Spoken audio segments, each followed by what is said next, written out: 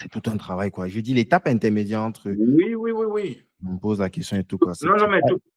L'échec, mine de rien, l'échec est quand même bien. Parce que quand tu n'as jamais eu un peu de difficulté, c'est trop difficile. Non, j'argumente, je corrige ce que tu dis là, Guy. L'échec est quand même bien. Non, l'échec est bien. L'échec est bien. Et je le dis même parce que tu as répété, je répète même parce que tu as parlé de ça, parce que je veux répéter ton mot. Sinon, Gaël m'a demandé dernièrement au téléphone, Clément, qu'est-ce que tu entends par échec? Gaël, tu vas écouter cette vidéo. Je t'ai répondu que pour moi, il n'y a pas d'échec. Il y a les erreurs. On commet les erreurs sur son parcours et on apprend de ces erreurs. Parce que l'échec, c'est quand je suis en train d'entrer dans ma tombe. Qui te dit que moi, je ne vais pas relever de ces erreurs? Je ne vais pas me relever de ces erreurs. L'échec, c'est qu'on dit vraiment, tu as échoué. Tu n'as plus d'opportunité, c'est fini. Le jeu est fini.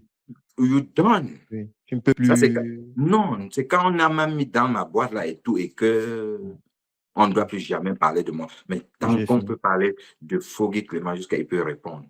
Même s'il n'a plus la bouche pour répondre, s'il peut écrire, s'il peut entendre, raisonner, non. L'espoir fait vivre. OK? L'espoir fait vivre. Pour clôturer et sortir de ce chapitre, toujours dans le côté mindset, parce que c'est très important, tout c'est l'état d'esprit, Guy. D'accord? Donc, je parle beaucoup plus maintenant, c'est pour préparer ceux qui nous écoutent à l'état d'esprit de quelqu'un qui veut aller loin. Parce que tu vas traverser tellement de difficultés, extrêmement de difficultés. Ce n'est que la seule chose qui peut t'aider, c'est ton état d'esprit, comment tu penses, how you think. OK?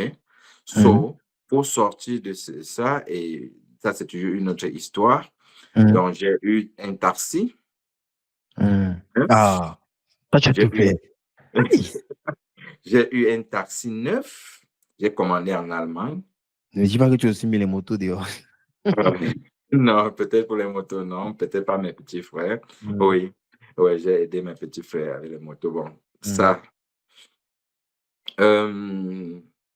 Parlant de l'état d'esprit et que l'argent ne devrait pas être, nous ne devons pas être l'esclave de l'argent.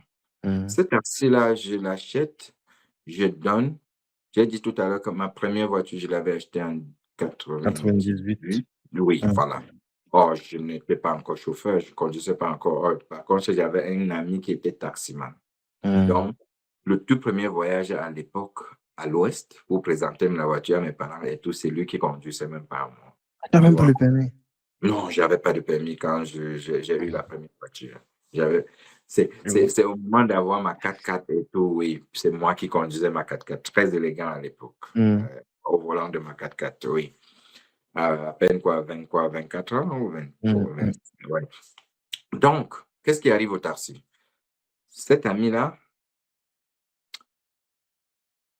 on va ouvrir beaucoup de parenthèses. Je vais parler encore de la sécurisation et de ne pas être naïf. Est-ce qu'il faut faire confiance aux gens? Oui. Mais est-ce qu'il faut être naïf? Non. À cet ami, je prends carrément une voiture neuve que j'ai commandée en Allemagne. Je n'ai pas fait autre chose. Je lui donne un taxi. Tout ce qu'il a à faire, c'est venir verser la recette.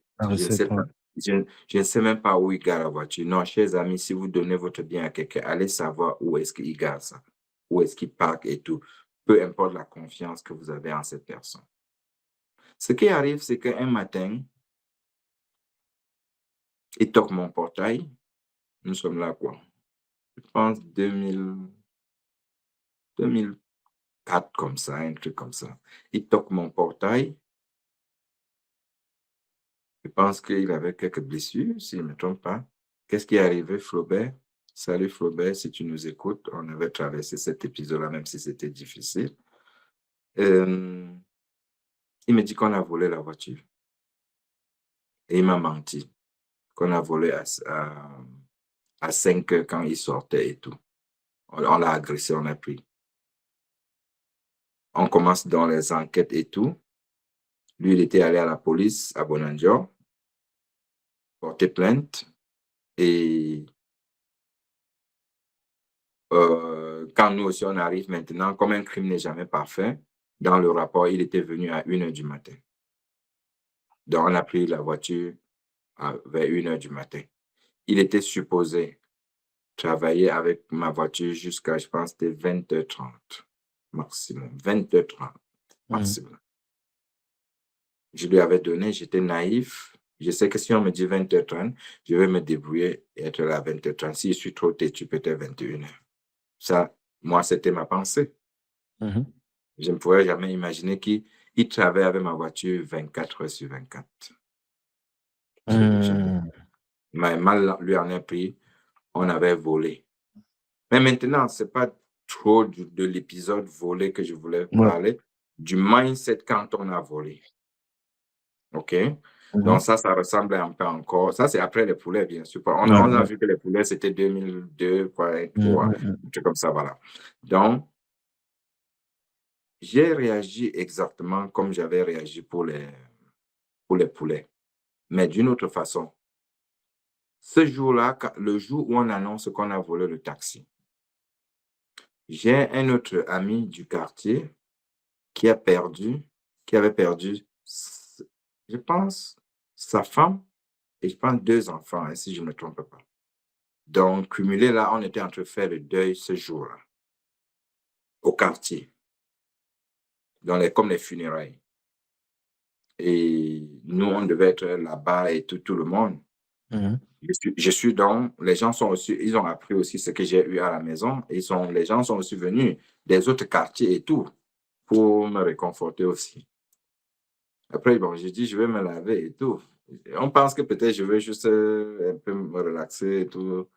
Ils voient, je suis sorti là, habillé, tu vas où? Est-ce que tu sors? J'ai dit oui. Je vais aller réconforter mon ami aussi en haut là et tout. On dit, mais tu vas, donc malgré ceci, tu vas sortir. Tu as passé le problème comme ça dans ta vie? Guy, ce que je leur ai répondu, et ça c'est pour notre communauté, donc c'est ce que je voulais partager dans cette histoire, je leur ai répondu que je ne peux pas avoir un ami qui est en haut là-bas, à presque 800 mètres de moi, en train de pleurer femme et enfant. Et moi, j'ai dit, je ne pars pas auprès de lui parce que je reste ici pleurer une voiture. Nonsense. Ça n'a pas de sens pour moi. Donc moi, on a volé, on a volé. J'ai encore, et je me suis posé la question que je t'ai dit tout à l'heure, Clément. OK, d'accord. Cette voiture, elle est partie. Est-ce qu'au moment où tu es là, Clément, sur le plan psychique et tout, psychologique, émotionnel et tout, est-ce que tu as la possibilité de créer encore de la richesse, de l'argent? La réponse était oui. There we go. Je suis parti. On a consolé notre ami, on a dansé, on a fait ce qu'on pouvait. Je suis rentré. Et après, on a continué les procédures et tout. C'est finalement mon épouse qui trouve cette voiture dans une brigade à aider. Comme par miracle, comme ça. On a récupéré cette voiture. Cette voiture existe jusqu'aujourd'hui à mon cousin. Salut, John. J'ai laissé ça à mon cousin quand je voyais. Elle existe. Non, c'est une erreur. On avait vendu celle-là, oui. Non, on avait vendu. Oui, j'avais vendu à mon voisin quand j'ai quitté. Parce que ça continue le taxi. Hein. J'ai fait le taxi au volant moi-même avant de venir au Canada. Ouais. Donc, oui, je n'ai pas laissé le matériel m'emporter. Je n'ai pas laissé ça. D'accord. À ce point de sécuriser le capital, là, franchement, il y a un entrepreneur là que j'écoute beaucoup en France, âgé, je crois qu'il a plus de 80 ans, plus dans les marchés financiers. Il s'appelle Charles Gave. Donc, il dit souvent, parce qu'on lui posait une question une fois que, pourquoi est-ce que tu n'investis pas dans le Bitcoin et les cryptos en général? Lui disait que, bon, dans le game, il y a des personnes dont l'objectif, c'est de devenir riche. Il y a d'autres comme moi. Mon but, c'est de rester riche. Donc, ce que ça peut me rapporter en plus, ces trucs-là, c'est pas trop mon dada. Mais par contre, comme je suis riche là, c'est plus important pour moi de rester riche que De rester de riche. rajouter encore, ouais.